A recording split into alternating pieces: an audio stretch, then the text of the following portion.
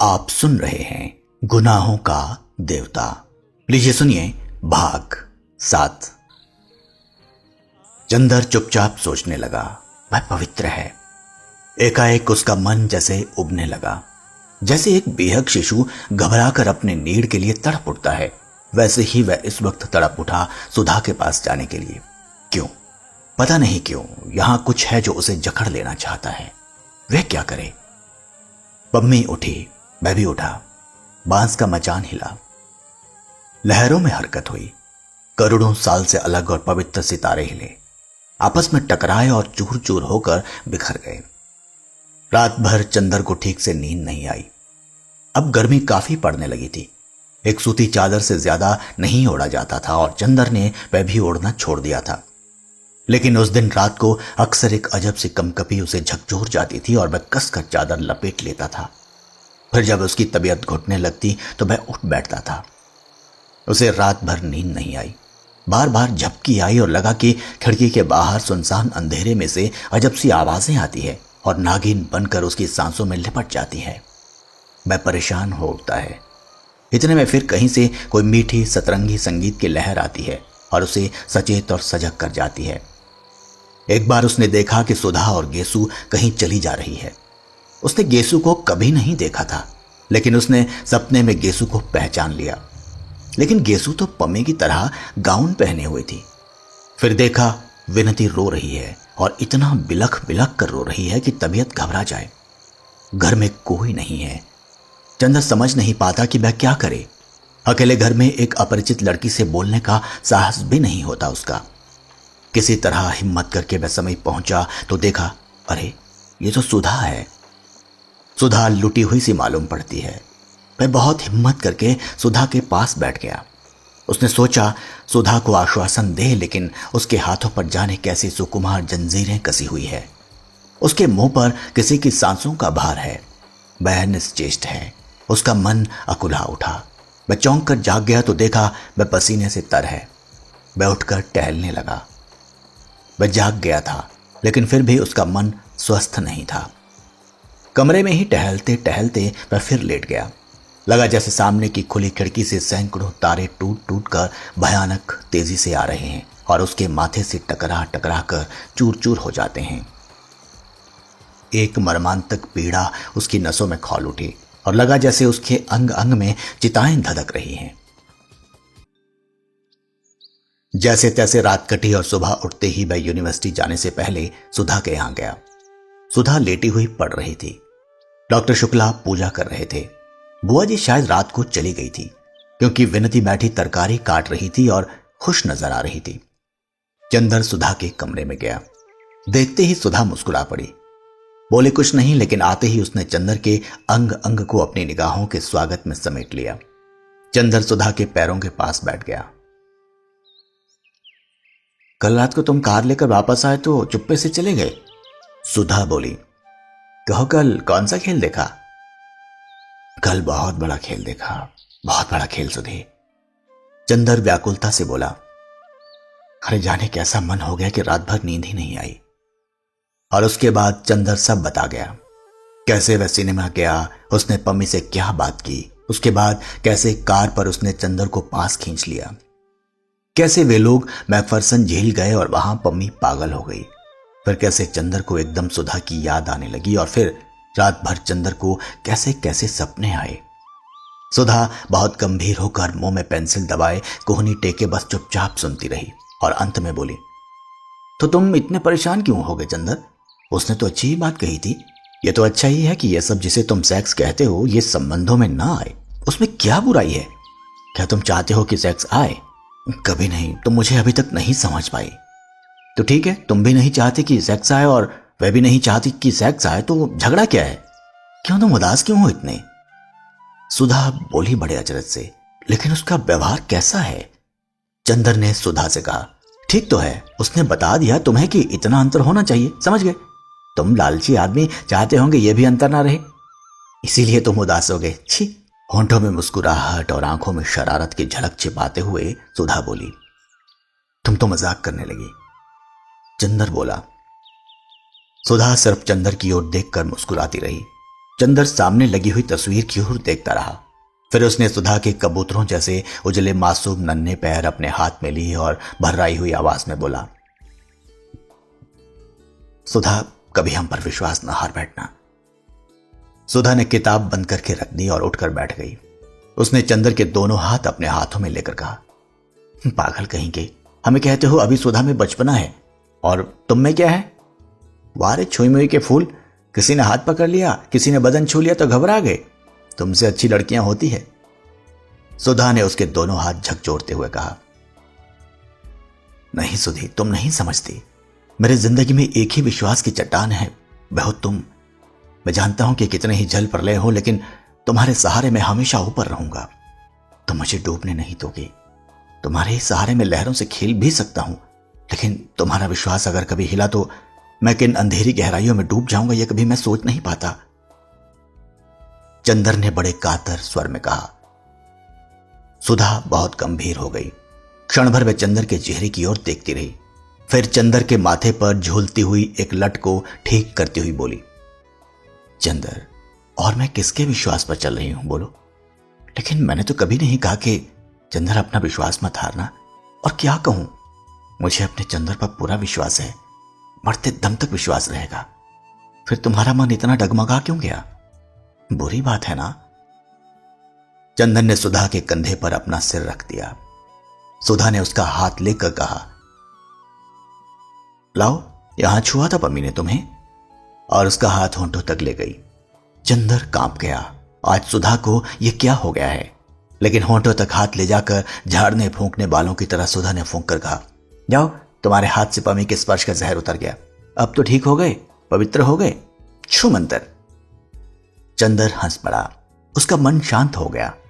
सुधा में जादू था, सचमुच जादू था। विनती चाय ले आई, 2 प्याले। सुधा बोली, अपने लिए भी लाओ। विनती ने सिर हिलाया। सुधा ने चंदर की ओर देखकर कहा, यह पगली जाने क्यों तुमसे झेपती है? झेपती कहा हूं? विनती ने प्रतिवाद किया और प्याला भी ले आई और जमीन पर बैठ गई। सुधा ने प्याला मुंह में लगाया और बोली, चंदर, तुमने पम्मी को गलत समझा है। पम्मी बहुत अच्छी लड़की है, तुमसे बड़ी भी है और तुमसे ज्यादा समझदार और उसी तरह व्यवहार भी करती है। तुम अगर कुछ सोचते हो तो गलत सोचते हो। मेरा मतलब तुम समझ गए ना? जी हां गुरुवानी जी, अच्छी तरह से। चंदन ने हाथ जोड़कर विनम्रता से कहा। विनती हंस पड़ी और उसकी चाय छलक गई। नीचे रखी हुई चंदर की जरीदार पेशावरी सैंडल भीग गई। विनती ने झुककर एक अंगूठे से उसे पोंछना चाहा तो सुधा चिल्ला उठी, हाँ, छुओ मत, कहीं इनकी सैंडल भी बाद में आके ना रोने लगे। सुन विनती, एक लड़की ने कल इन्हें छू लिया तो आप आज उदास थे, अभी तुम सैंडल छुओ तो कहीं जाके कोतवाली में रपट ना कर दें। चंदर हंस पड़ा और उसका मन धुलकर ऐसे निखर गया जैसे शरद का नीलाव आकाश। अब पम्मी के यहां कब जाओगे? सुधा ने शरारत भरी मुस्कुराहट से पूछा। कल जाऊंगा। ठाकुर साहब पम्मी के हाथ अपनी कार बेच रहे हैं तो कागज पर दस्तखत करना है। चंदन ने कहा, अब मैं निडर हूं। कहो विनती, तुम्हारे ससुर का क्या कोई खत नहीं आया? विनती झेप गई। चंदर चल दिया। थोड़ी दूर जाकर फिर मुड़ा और बोला, अच्छा सुधा, आज तक जो काम हो बता दो, फिर 1 महीने तक मुझसे कोई मतलब नहीं। हम थीसिस पूरी करेंगे, समझे? समझे, हाथ पटक कर सुधा बोली। सचमुच 1.5 महीने तक चंदर को होश नहीं रहा कि कहां क्या हो रहा है। बिसरिया रोज सुधा और विनती को पढ़ाने आता रहा। सुधा और विनती दोनों ही का इम्तिहान खत्म हो गया। पम्मी 2 बार सुधा और चंदर से मिलने आई, लेकिन चंदर एक बार भी उसके यहां नहीं गया। मिश्रा का एक खत बरेली से आया, लेकिन चंदर ने उसका भी जवाब नहीं दिया। डॉक्टर साहब ने अपनी पुस्तक के 2 अध्याय लिख डाले, लेकिन उसने एक दिन भी बहस नहीं की। विनती उसे बार बार चाय, दूध, नाश्ता, शरबत और खरबूजा देती रही, लेकिन चंदर ने एक बार भी उसके ससुराल का नाम लेकर नहीं चिढ़ाया। सुधा क्या करती है, कहां जाती है, चंदर से क्या कहती है, चंदर को कोई होश नहीं। बस उसका पेन, उसके कागज, स्टडी रूम की मेज और चंदर है कि आखिर थीसिस पूरी करके ही माना। 7 मई को जब उसने थीसिस का आखिरी पन्ना लिखकर पूरा किया और संतोष की सांस ली तो देखा कि शाम के 5 बजे हैं। साहिवान में अभी पर्दा पड़ा है, लेकिन धूप उतार पर है और लू बंद हो गई है। उसकी कुर्सी के पीछे एक चटाई बिछाए हुए सुधा बैठी है। ह्यूगो का अधबड़ा हुआ उपन्यास बगल में खुला हुआ औंधा पड़ा है और आप चंदर की एक मोटी सी इकोनॉमिक्स की किताब खोले उस पर कलम से कुछ गोदा गोदी कर रही है। सुधा, एक गहरी सांस लेकर अंगड़ाई लेते हुए चंदर ने कहा, लो आज आखिरकार जान छूटे। बस अब 2-3 महीने में मां बदौलत डॉक्टर बन जाएंगे। सुधा अपने कार्य में व्यस्त। चंदर ने क्या कहा यह सुनकर भी गुम।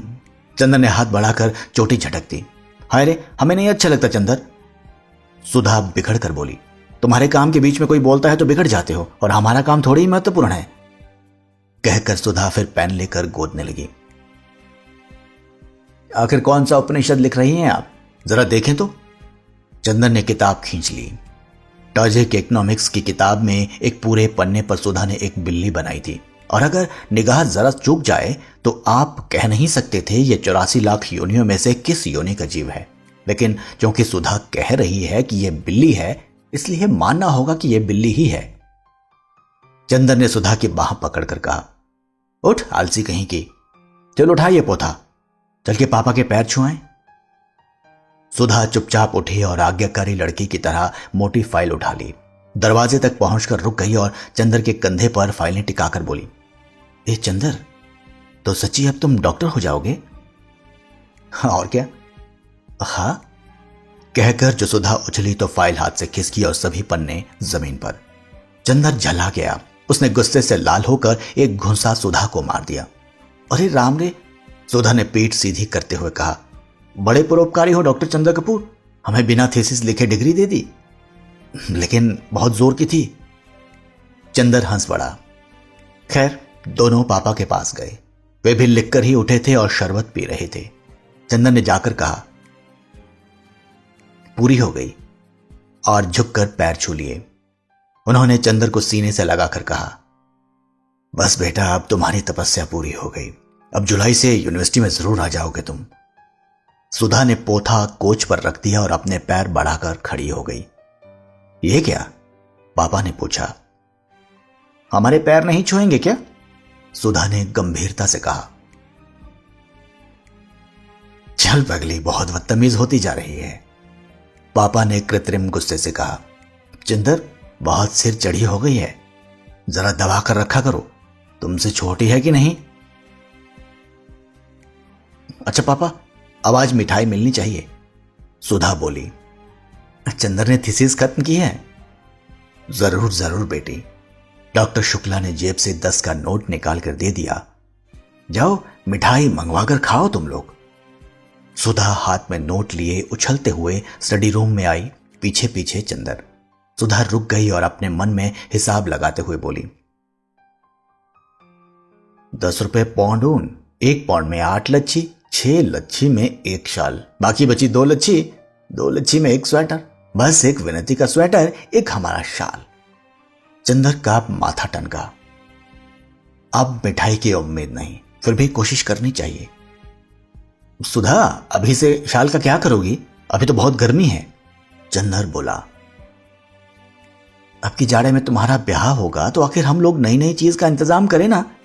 अब डॉक्टर हुए, अब डॉक्टरनी आएंगी, सुधा बोली। खैर बहुत मनाने बहलाने फुसलाने पर सुधा मिठाई मंगवाने को राजी हुई। जब नौकर मिठाई लेने चला गया तो चंदर ने चारों ओर देखकर पूछा, कहां गई विनती? उसे भी बुलाओ कि अकेले अकेले खा लूंगी? वह पढ़ रही है मास्टर साहब से। क्यों, इम्तिहान तो खत्म हो गया, अब क्या पढ़ रही है? चंदर ने पूछा। विदुषी का दूसरा खंड तो दे रही है ना सितंबर में, सुधा बोली। अच्छा बुलाओ बिसरिया को भी, चंदर बोला। अच्छा मिठाई आने दो, सुधा ने कहा और फाइल की ओर देखकर कहा, मुझे इस कमबख्त पर बहुत गुस्सा आ रहा है। क्यों? इसकी वजह से तुम 1.5 महीने सीधे से बोले तक नहीं। इम्तिहान वाले दिन सुबह सुबह तुम्हें हाथ जोड़ने आई तो तुमने सिर पर हाथ भी नहीं रखा, सुधा ने शिकायत के स्वर में कहा। तो अब आशीर्वाद दे दें? अब तो खत्म हुई थीसिस, आप जितना चाहो बात कर लो। थीसिस ना लिखते तो फिर तुम्हारे चंद्र को उपाधि कहां से मिलती? चंद्र ने दुलार से कहा। तो फिर कन्वोकेशन पर तुम्हारी गाउन हम पहनकर फोटो खिंचाएंगे। सुधा मचल कर बोली। इतने में नौकर मिठाई ले आया। जाओ विनती जी को बुला लाओ, चंदर ने कहा। विनती आई। तुम पढ़ चुकी? चंदर ने पूछा। अभी नहीं, विनती बोली। अच्छा, अब आज पढ़ाई बंद करो, उन्हें भी बुला लाओ, मिठाई खाई जाए, चंदर ने कहा। अच्छा, कहकर विनती जो मुड़ी तो सुधा बोली, अरे लालचंद, ये तो पूछ ले कि मिठाई काहे की है। मुझे मालूम है, विनती मुस्कुराती हुई बोली। उनके यहां आज गए होंगे, पम्मी के यहां, फिर आज कुछ उस दिन जैसी बात हुई होगी। सुधा हंस पड़ी। चंदर झेंप गया। विनती चली गई बिसरिया को बुलाने। अब तो ये तुमसे बोलने लगी, सुधा ने कहा। हाँ, ये है बड़ी सुशील लड़की और बहुत शांत, हमें बहुत अच्छी लगती है। बोलना तो जैसे आता ही नहीं इसे। हाँ, लेकिन अब खूब सीख रही है। इसकी गुरु मिली है गेसु, हमसे भी ज्यादा गेसु से पटने लगी है इसकी। दोनों ब्याह करने जा रही हैं और दोनों उसी की बातें करती हैं जब मिलती हैं तब, सुधा बोली। और कविता भी करती है ये, तुम एक बार कह रही थी, चंदर ने पूछा। नहीं जी, असल में एक बड़ी सुंदर सी नोटबुक थी, उसमें ये जाने क्या लिखती थी, हमें नहीं दिखाती थी। बाद में हमने देखा कि एक डायरी है, उसमें धोबी का हिसाब लिखती थी। तो कविता नहीं लिखती? ताज्जुब है, वरना 16 वर्ष के बाद प्रेम करके कविता करना तो लड़कियों का फैशन हो गया है, उतना ही व्यापक जितना उल्टा पल्ला ओढ़ना, चंदर बोला। चला तुम्हारा नारी पुराण, सुधा बिगड़ी। मिठाई खाने वाले आए। आगे आगे विनती, पीछे पीछे बिसरिया। अभिवादन के बाद बिसरिया बैठ गया। कहो बिसरिया, तुम्हारी शिष्या कैसी हैं? बस अद्वितीय, कवि बिसरिया ने सिर हिलाकर कहा। सुधा मुस्कुरा दी चंदर की ओर देखकर। और ये सुधा कैसी थी? बस अद्वितीय, बिसरिया ने उसी तरह कहा। दोनों अद्वितीय हैं साथ ही? चंदर ने पूछा। सुधा और विनती दोनों हंस दी। बिसरिया नहीं समझ पाया कि उसने कौन सी हंसने की बात की थी, और जब नहीं समझ पाया तो पहले सिर खुजलाने लगा, फिर खुद भी हंस पड़ा। उसकी हंसी पर तीनों और हंस पड़े। चंदर मास्टर साहब भी खूब हैं। एक दिन विनती को महादेव की वह कविता पढ़ा रहे थे, विरह का जलजात जीवन, तो पढ़ते पढ़ते बड़ी गहरी सांस भरने लगे। चंदर और विनती दोनों हंस पड़े। बिसरिया पहले तो खुद हंसा, फिर बोला, हाँ भाई, क्या करें कपूर, तुम तो जानते ही हो मैं बहुत भावुक हूं, मुझसे बर्दाश्त नहीं होता। एक बार तो ऐसा हुआ कि परिचय में एक करुण रस का गीत आ गया था अर्थ लिखने को। मैं उसे पढ़ते ही इतना व्यथित हो गया कि उठकर टहलने लगा। प्रोफेसर समझे मैं दूसरे लड़के की कॉपी देखने उठाऊं, तो उन्होंने निकाल दिया। मुझे निकाले जाने का अफसोस नहीं हुआ, लेकिन कविता पढ़कर मुझे बहुत रुलाई आई। सुधा हंसी तो चंदर ने आंख के इशारे से मना किया और गंभीरता से बोला, हाँ भाई बिसरिया, सो तो सही है ही, तुम इतने भावुक ना हो तो इतना अच्छा कैसे लिख सकते हो? तो तुमने पर्चा छोड़ दिया? हाँ, मैं पर्चे वगैरह की क्या परवाह करता हूं, मेरे लिए इन सभी वस्तुओं का कुछ भी अर्थ नहीं। मैं भावना की उपासना करता हूं। उस समय परीक्षा देने की भावना से ज्यादा सबल उस कविता की करुण भावना थी, और इस तरह मैं कितनी बार फेल हो चुका हूं। मेरे साथ वह पढ़ता था ना हरिहर टंडन, वह बस्ती कॉलेज का प्रिंसिपल है। एक मेरा सहपाठी था, वह रेडियो प्रोग्राम का एग्जीक्यूटिव है। और तुम्हारा एक सहपाठी तो हमने सुना है कि असेंबली का स्पीकर भी है, चंदर बात काटकर बोला। सुधा फिर हंस पड़ी, विनती भी हंस पड़ी। खैर, मिठाई का भोग प्रारंभ हुआ। बिसरिया कुछ तकल्लुफ कर रहा था तो विनती बोली, खाइए, मिठाई तो विग्रह रोग और भावुकता में बहुत स्वास्थ्यप्रद होती है। अच्छा, अब तो विनती का कंठ फूट निकला, अपने गुरुजी को बना रही है, चंदर बोला। बिसरिया थोड़ी देर बाद चला गया। हाँ, मुझे एक पार्टी में जाना है, उसने कहा। जब आखिर में एक रसगुल्ला बच रहा तो विनती हाथ में लेकर बोली, कौन लेगा? आज पता नहीं क्यों विनती बहुत खुश थी और बहुत बोल रही थी। चंदर बोला, हमें दो। सुधा बोली, हमें। विनती ने एक बार चंदर की ओर देखा, एक बार सुधा की ओर। चंदर बोला, देखें विनती हमारी है या सुधा की?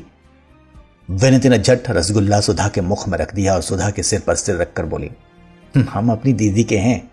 सुधा ने आधा रसगुल्ला विनती को दे दिया तो विनती चंदर को दिखलाकर खाते हुए सुधा से बोली, दीदी ये हमें बहुत बनाते हैं, अब हम भी तुम्हारी तरह बोलेंगे तो इनका दिमाग ठीक हो जाएगा। हम तुम दोनों मिलकर इनका दिमाग ठीक करेंगे। सुधा ने प्यार से विनती को थपथपाते हुए कहा। अब हम तस्तरियां धोकर रख दें? और तस्तरियां उठाकर चल दी। पानी नहीं दोगी? चंदर बोला।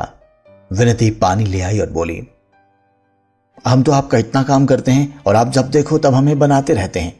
आपको क्या आनंद आता है हमें बनाने में? चंदर ने पल भर विनती की ओर देखा और बोला, असल में बनने के बाद जब तुम झेप जाती हो, हाँ ऐसे ही। विनती ने फिर झेप कर मुंह छिपा लिया और लाज से सकुचाकर इंद्रवधु बन गई। विनती देखने सुनने में बड़ी अच्छी थी। उसकी गठन तो सुधा की तरह नहीं थी, लेकिन उसके चेहरे पर एक फिरोजी आभा थी जिसमें गुलाल के डोरे थे। आंखें उसकी बड़ी बड़ी और पलकों में इस तरह डोलती थी जैसे किसी सुकुमार सीपी में कोई बहुत बड़ा मोती डोले। झेपती थी तो मुंह पर सांझ मुस्कुरा उठती थी और गालों में फूलों के कटोरों जैसे दो छोटे छोटे गड्ढे। और विनती के अंग अंग में एक रूप की लहर थी जो नागिन की तरह लहराती थी और उसकी आदत थी कि बात करते समय अपनी गर्दन जरा टेढ़ी कर लेती थी और अंगुलियों से अपने आंचल का छोर उमेटने लगती थी। इस वक्त चंदर की बात पर झेप गई और उसी तरह आंचल के छोर को उमेटती हुई मुस्कान छिपाकर उसने ऐसी निगाह से चंदर की ओर देखा जिसमें थोड़ी लाज, थोड़ा गुस्सा, थोड़ी प्रसन्नता और थोड़ी शरारत थी। चंदर एकदम बोल उठा, अरे सुधा, सुधा, जरा विनती की आंखें देखो इस वक्त। आई अभी। बगल के कमरे में तस्तरी रखते हुए सुधा बोली। बड़ी खराब हैं आप, विनती बोली। हाँ, बनाओगी ना आज से हमें? हमारा दिमाग ठीक करोगी ना? बहुत बोल रही थी, अब बताओ। बताएं क्या? अभी तक हम बोलते नहीं थे तभी ना। अब अपने ससुराल में बोलना टुइयां ऐसी, वही तुम्हारे बोल पर रिझेंगे लोग। चंदर ने फिर छेड़ा, छे राम राम, ये सब मजाक हमसे मत किया कीजिए। दीदी से क्यों नहीं कहते जिनकी अभी शादी होने जा रही है? अभी उनकी कहां, अभी तो तय भी नहीं हुई। तय ही समझिए, फोटो इनके उन लोगों ने पसंद कर ली। अच्छा एक बात कहें, मानिएगा? विनती बड़े आग्रह और दीनता के स्वर में बोली। क्या? चंदर ने आश्चर्य से पूछा। विनती आज सहसा कितना बोलने लगी है। विनती बोली, नीचे जमीन की ओर देखती हुई, आप हमसे ब्याह के बारे में मजाक ना किया कीजिए, हमें अच्छा नहीं लगता।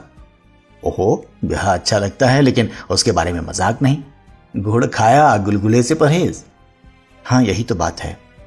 विनती सहसा गंभीर हो गई। आप समझते होंगे कि मैं ब्याह के लिए उत्सुक हूं, दीदी भी समझती है, लेकिन मेरा ही दिल जानता है कि ब्याह की बात सुनकर मुझे कैसा लगने लगता है। लेकिन फिर भी मैंने ब्याह करने से इनकार नहीं किया। खुद दौड़ दौड़ कर उस दिन दुबे जी की सेवा में लगी रही, इसलिए कि आप देख चुके हैं कि मां का व्यवहार मुझसे कैसा है। आप यहां इस परिवार को देखकर समझ नहीं सकते कि मैं वहां कैसे रहती हूं, कैसे मां जी की बातें बर्दाश्त करती हूं। वह नर्क है मेरे लिए, मां की गोद नर्क है और मैं किसी तरह निकल भागना चाहती हूं। कुछ चैन तो मिलेगा। विनती की आंखों में आंसू आ गए और सिसकती हुई बोली, लेकिन आप या दीदी जब ये कहते हैं तो मुझे लगता है कि मैं कितनी नीच हूं, कितनी पतित हूं कि खुद अपने ब्याह के लिए व्याकुल हूं। लेकिन आप ना कहा करें तो अच्छा है। विनती को आंसुओं का तार बंध गया था। सुधा बगल के कमरे से सब कुछ सुन रही थी। आई और चंदर से बोली, बहुत बुरी बात है चंदर। विनती क्यों रो रही हो रानी? बुआ का स्वभाव ही ऐसा है, उससे हमेशा अपना दिल दुखाने से क्या लाभ? और पास जाकर उसको छाती से लगाकर सुधा बोली, मेरी राज दुलारी, अब रोना मत है। अच्छा हम लोग कभी मजाक नहीं करेंगे, बस अब चुप हो जाओ, रानी बिटिया की तरह जाओ, मुंह धो आओ। विनती चली गई। चंदर लज्जित सा बैठा था। लो अब तुम्हें भी रुलाई आ रही है क्या? सुधा ने बहुत दुलार से कहा, तुम मुझसे ससुराल का मजाक मत किया करो, मैं बहुत दुखी है और बहुत कदर करती है तुम्हारी। और किसी की मजाक की बात और है, हम या तुम कहते हैं तो उसे लग जाता है। अच्छा वो कह रही थी तुम्हारी फोटो उन लोगों ने पसंद कर ली है। चंदर ने बात बदलने के ख्याल से कहा, और क्या कोई हमारी शक्ल तुम्हारी तरह है कि लोग नापसंद करें? सुधा अकड़ कर बोली, नहीं सच सच बताओ। चंदर ने पूछा। अरे जी, लापरवाही से मुंह बिचका कर सुधा बोली, उनके पसंद करने से क्या होता है, मैं ब्याह वहां नहीं करूंगी। तुम इस फेर में न रहना कि हमें निकाल दोगे यहां से। इतने में विनती आ गई। वह भी उदास थी। सुधा उठी और विनती को पकड़ लाई और ढकेल कर चंदर के बगल में बिठा दिया। लो चंदर, अब इसे दुलार कर लो तो अभी गुरगुराने लगे। बिल्ली कहीं की, सुधा ने उसे हल्की सी चपत मारकर कहा। विनती का मुंह अपनी हथेलियों में लेकर अपने मुंह के पास लाकर आंखों में आंखें डालकर कहा, पगली कहीं की, आंसू का खजाना लुटाती फिरती है। चंदर, डॉक्टर शुक्ला ने पुकारा और चंदर उठकर चला गया।